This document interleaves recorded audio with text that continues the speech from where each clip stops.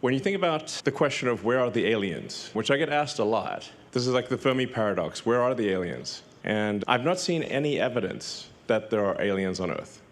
A lot of people think there are aliens on Earth, and I'm like, great, I'd like to meet one. You know, for a while there, when I was getting my green card and everything, it said alien registration card. I'm like, okay. But this question of where are the aliens is, I think, a very profound one, because I'm aware of no evidence of aliens whatsoever, which means that I think we're probably alone. And if you look at the history of Earth, like how long has Earth been around? Assuming that physics is correct, the universe is about 13.8 billion years old. Earth is about 4.5 billion years old. When you think about how old is civilization, I think the right measuring point for civilization, in my view, or a good measuring point, would be the advent of writing. So the first writing is generally considered to be the ancient Sumerians.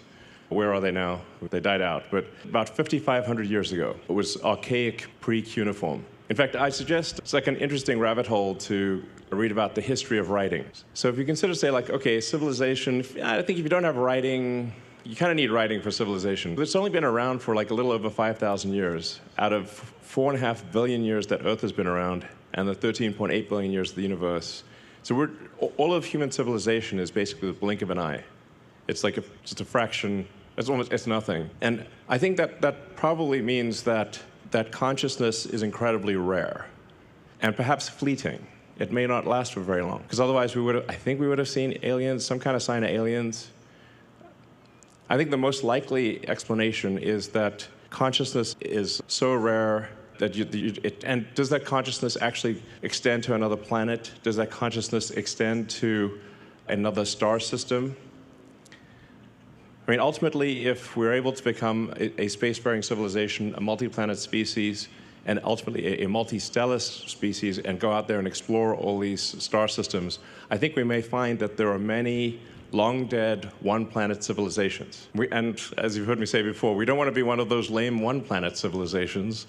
I mean, we want to be a multi-planet civilization, ultimately be a multi-stellar civilization, be out there among the stars. Like, you know, make science fiction not fiction forever. Kind of make Star Trek real. So that's why I think that there's a high urgency to making life multiplanetary. Because this is the first time in Earth's 4.5 billion year history that it's been possible to extend life or consciousness beyond Earth. And we've got to do that while civilization is still strong. So that's the overarching goal of the company, is extend life sustainably to another planet. Mars is the only option, really. And to do ideally before World War III or some kind of bad thing. The key thing is that we need enough people and enough tonnage on Mars such that Mars can survive and continue consciousness even if something were to happen to Earth. Now, I still think, well, obviously, I'm not talking about abandoning Earth or anything like that, and we want Earth to be as good as possible for as long as possible, but there are certain things that may be outside of our control. So we want to just get Mars to be a self-sustaining civilization as quickly as possible. And I think this can be done in around 20 years. And this, giant Starship factory that we're building is obviously key to that. And the launch sites that we're building here and at the Cape and elsewhere in the future will be key to that. So let's just go through that. This is the final go, no-go poll for Flight 3 of Starship. Anybody 2? Go. Stage 1? Go. Stage 2? Go. Flight directors, go for launch.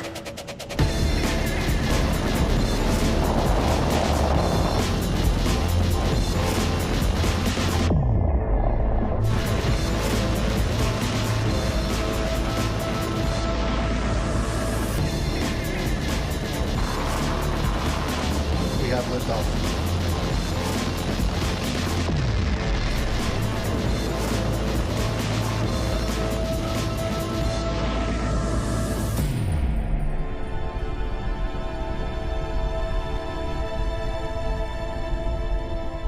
Vehicles pitching downrange.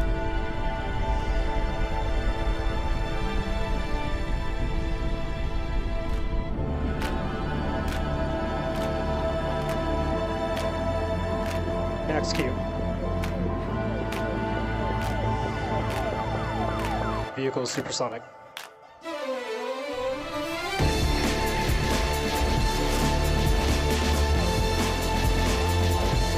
Stage separation.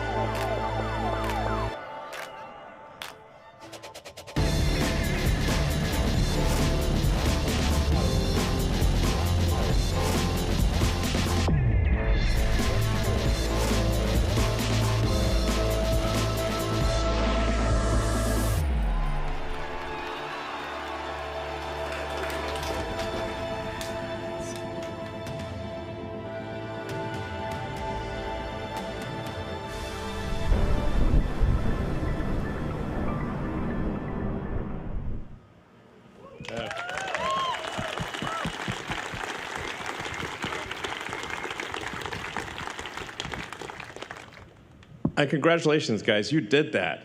That's insane. I mean, it looks like CGI. Hard to believe that that is unfiltered video. That's just the actual what the camera saw. No filters, no nothing. That's actually what the camera saw, which is insane. You know, you're doing incredible work that I think almost no one thought would actually happen. It's wild that this strange spot, we're basically on a sand spit by the Rio Grande, near the beach. And that is actually the gateway to Mars. It has to be like, if this was a movie, you'd be like, no way. Come on, too implausible, but it's real. And it's due to you guys. Congratulations. This is a side-by-side of the 3 flights. You can see our thrust to weight improved significantly. So we've made tremendous progress from Flight 1 to Flight 2 to Flight 3. And we got Flight 4 coming up in about a month or so. And with Flight 4, we should, if we get, if fate smiles upon us, we'll get through the high heating regime and smash into the ocean at a controlled spot. And then to hopefully be able to also do this with the booster, land on essentially a virtual tower. If the landing on the virtual tower with the booster works, then we will actually try with Flight 5 to come back and land on the tower. Yeah. That's very much a success-oriented schedule, but it is in the realm of possibility. But I would say, like, the odds of us actually being able to catch the booster with the Mechazilla arms this year, I think, I don't want to tempt fate, knock on wood, but I think the odds of actually catching the booster with the tower, probably like 80, 90% this year, which is insane. Like, actually, when we first talked about it, it sounded so batshit crazy. We're going to have a giant, it's like literally bigger than Mechazilla from this movie, that you'd catch like the biggest flying object ever made with mechanical arms out of the air. But we're going to do it. Yeah. It may not work, necessarily the first time, but it will work. So really, Starship is really the key to making life multiplanetary and preserving the light of consciousness. That's what it's all about. And it may end up being the most important thing that we ever do. I think that, like, the light of consciousness is like this tiny candle in a vast darkness. And that candle has only been lit for a very short time, and it could easily go out. So we obviously want to preserve the tiny light of consciousness on Earth, but extend it to Mars, and then ultimately to the rest of the solar system, and then start going to other star systems. And I mean, I won't be alive to see that, but unless I'm like frozen or something, I don't know. But I think at some point we will discover many civilizations that maybe lasted 1 million years or 2 million years or 10 million years. But a civilization that lasted 1 million years, which would be vastly longer than our civilization has lasted, only the third decimal point, so like 13.8 billion something years. If your civilization lasts 1 million years, it's only goes, that third digit past the decimal point goes up 1, and that's 1 million years.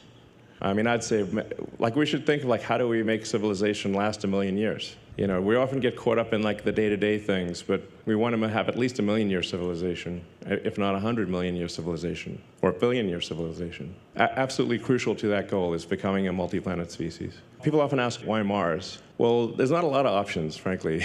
Venus is a superheated, high-pressure acid bath. You don't want to go to Venus. And then the Moon is close, but it doesn't have an atmosphere. The gravity is only 1/6 that of Earth, and it's missing a lot of key resources. Also, the insulating value of the Moon in Mars is much less. So if there's something that takes out Earth, like let's say there's a World War III, global thermonuclear warfare, they'll probably throw a few nukes at the Moon.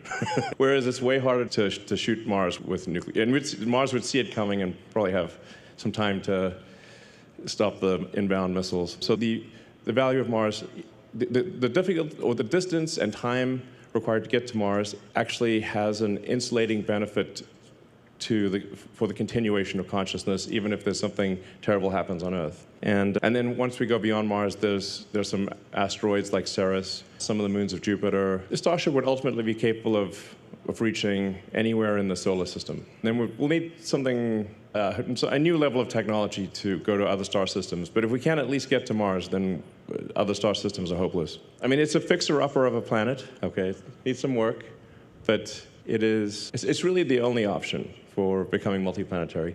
And long term, we can warm up Mars, and we can densify the atmosphere, and there'd be a liquid ocean on about 40% of the surface. So we could make it an Earth-like planet long term. Let's see.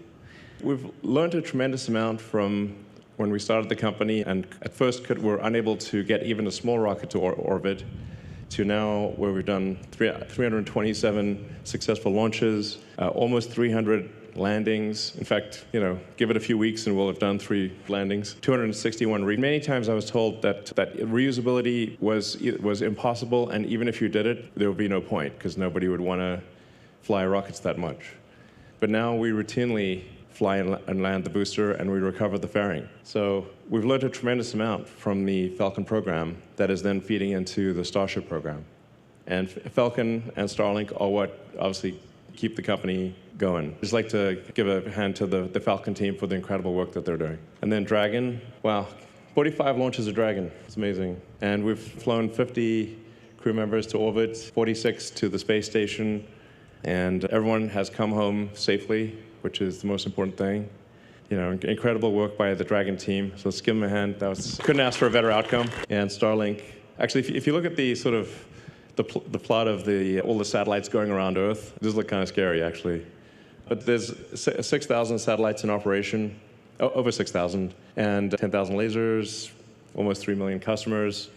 So Starlink is doing a lot of good for people on Earth who either don't have internet access or it's very expensive, and so it's doing a lot of good, on Earth. Because when I say we want to be a multi-planet species, we obviously want Earth to be as good as possible, and Mars to be great. So Starlink is doing a tremendous amount of that, and we're learning a lot by having this big fleet. Starlink will also be very important for high bandwidth communication to and on Mars. From a tiny rocket to Falcon 9, which is a much bigger rocket, many iterations of Falcon 9, and then Falcon Heavy, and then Starship. And Starship will get bigger, obviously. This year, if things go according to plan, SpaceX will do probably 90% of all Earth mass to orbit. And then China will do about 6%, and the rest of the world will do about 4%, which is pretty wild. And then once Starship is flying, we'll be doing over 99% of all Earth mass to orbit, which you kind of have to do in order to build a city on Mars. And I should say we'll also build a lunar base as well. It might as well, along the way. You can see that actually Falcon 1 was really, half a ton to orbit. Slight error on the slide there. Falcon 1 was about half a ton to orbit. Falcon 9, depending on in expendable mode, would do probably 25 tons to orbit. And Falcon Heavy, probably 70. Anyway, these are just obviously rapidly increasing numbers. And Starship in its final configuration or its final form will probably do well over 200 tons to orbit with full reusability and be able to fly multiple times a day. So I'm pretty confident we will achieve that this year. Like I said, probably 80-90% this year. And then there's recovering and reusing the ship. The ship will take longer. So the ship, I think we will want to have at least 2 consecutive successes of a given design that land at a specific point in the ocean or smash into a specific point of the ocean before we try to bring it back to the launch site, because we do not want to rain debris over Mexico or the US. My guess is probably next year is when we will be able to reuse Starship, but I think it's highly likely that this year we will bring Starship or the ship side of it, to a controlled point in the ocean and have it basically land on a virtual tower somewhere in the Pacific or the Indian Ocean. And we've already proven that we can do the final phase of landing, coming from sort of a belly first position to rotating the ship and landing vertically. We proved that right here. We just need to be confident that we can get through the high heating portion of re-entry reliably, and then we will bring the ship back and it will land on the tower as well. And we're going to build more Mechazillas. So there's going to be 2 launch towers here, and then 2 launch towers at the Cape as well.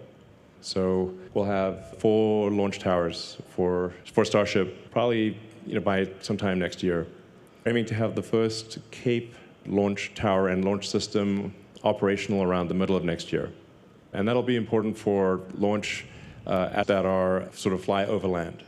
So I think what we should probably expect is that we do the development launches here, test anything new here, build the rockets, And then probably most of the operational launches would be from the Cape. So this year we're planning to build another roughly 6 boosters and ships, and that production rate will increase a lot next year.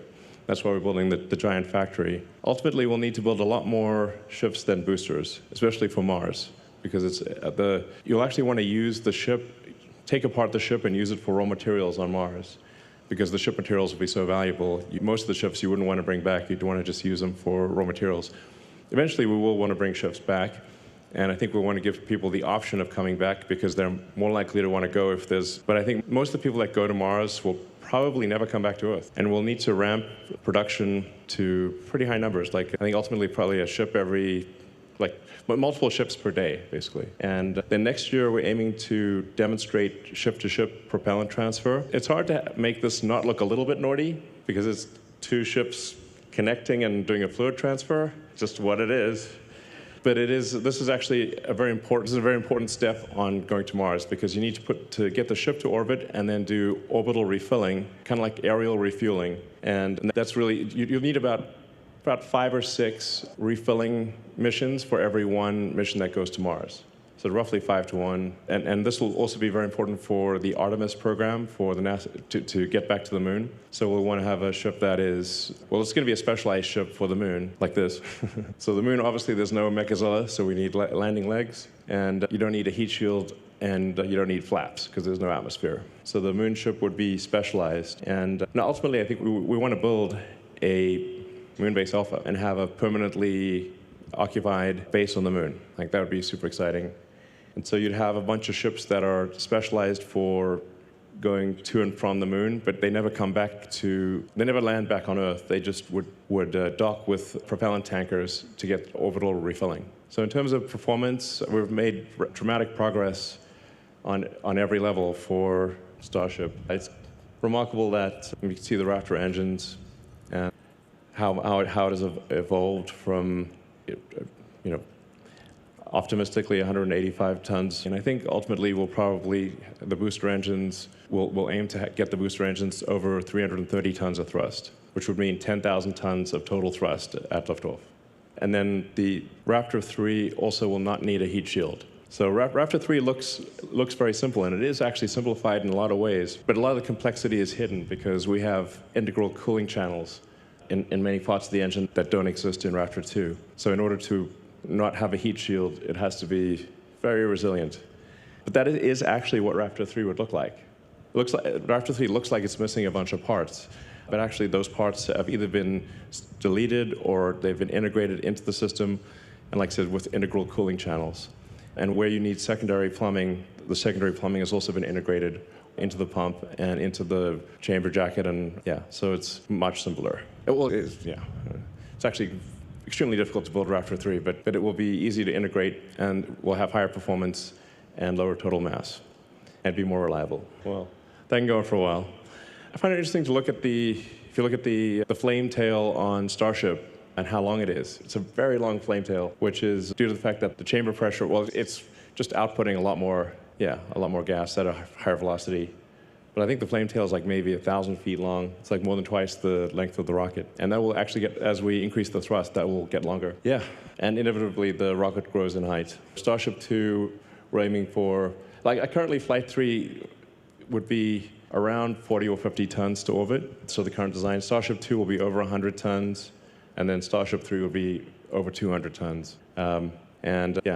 It's gone from around 7,000 tons thrust to over 8,000. But I think we'll end up ultimately with more than 10,000 tons of thrust, probably 7,000 or 8,000 tons of liftoff mass, and at least 10 meters taller. We'll see.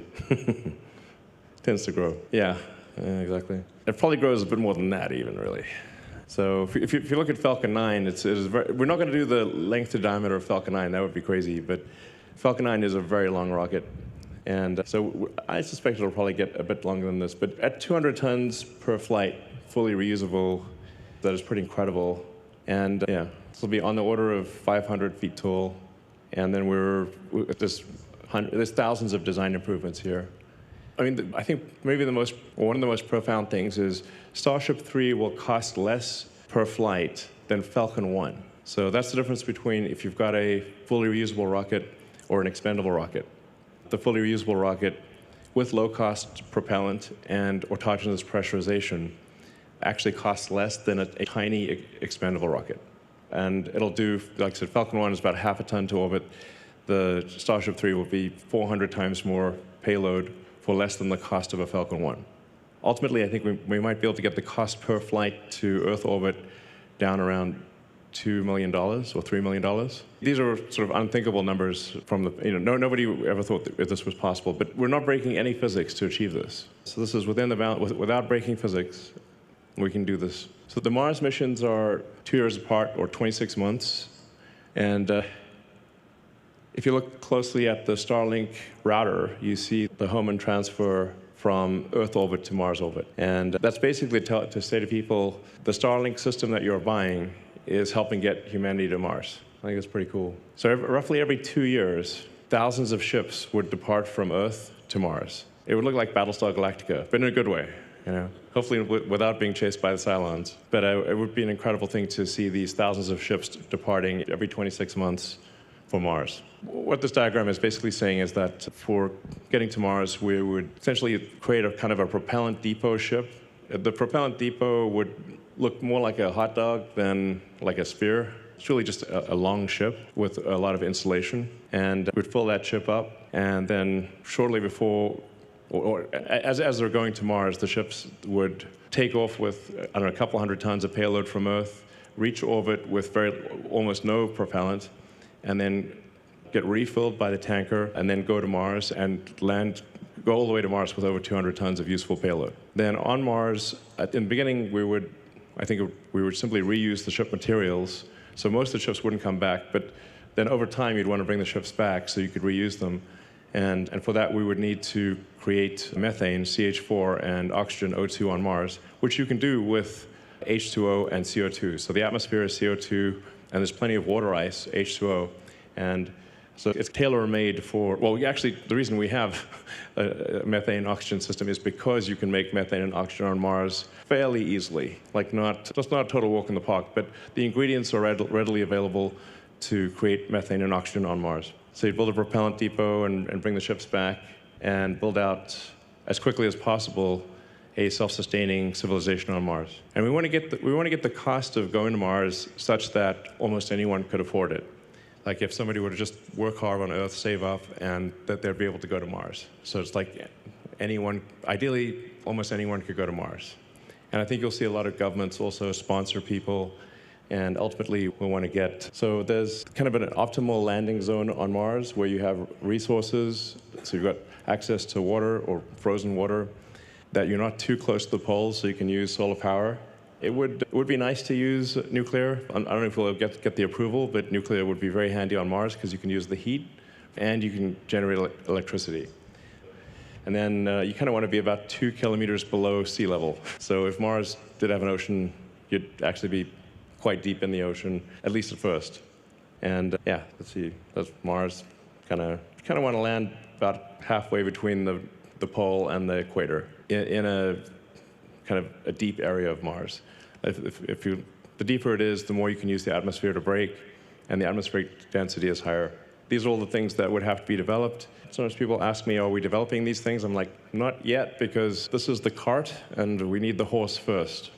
So the rocket is the horse, and then this is the cart. But ultimately, we'll need all these things, lots of power generation, mining in general, ice mining, propellant production, long-duration life support, a lot of construction, and then global communication. So I think this would open up a lot of opportunities for entrepreneurs that want to create things on Mars, whether that is a propellant. Well, I think we'll have to do the propellant depot, but whether it's like iron ore refining or a pizza joint or a bar, there'll be an opportunity to do all the things that we like on Earth on Mars. Like a Mars bar would be great. So I think probably a rough order of magnitude guess for what you need, how many people do you need for a self-sustaining city is about 1 million, and several million tons of cargo. Yeah, which we can do, and we can do this in 20 years. But like I said, in order for it to be self-sustaining, you actually need the entire base of industry. You can't be missing any element. So that's really what's going to take a while is, do you have everything you need to survive on Mars? At that point, the future of consciousness is assured. If you do 10 launches a day at 200 tons per launch, 1.5 million tons to LEO per opportunity, you net that out to 250,000 tons to Mars per opportunity. So that means you can get to 1 million tons in about 8 years, since the opportunities are 2 years apart. So I think that's pretty doable. And I'm like, we're actually going to do this. We are actually going to do it, which is insane to think. Millions of tons to Mars. Wild. And we're going to build a lot of vehicles. Several thousand vehicles per year is what we'll need. Which really quite doable, actually. It sounds like a lot, but it's very doable. Yeah, if you compare it to sort of car production, it's a small number. Of course, this is much bigger than a car, but even if you look at the total tonnage, it's very doable to build several thousand vehicles a year. That's what we need to do, and we're going to do it. And then long term, we'll probably have some offshore launch sites. You can just imagine all of these starships waiting in orbit for the planets to align, and then this gigantic star fleet taking off from Mars. All right, so we're actually going to do this. And when you think about where this started out, this was literally just like a sandbar where we're standing right now. And now look at what we've done here. And that we've gotten 3 flights off of Starship, and we've got a 4th one coming up. And we're building a gigantic factory that will be able to output a massive number of ships. So it's surreal, but it's real. So we're actually going to do this. We're going to take humanity to Mars. And I'm confident you can do it.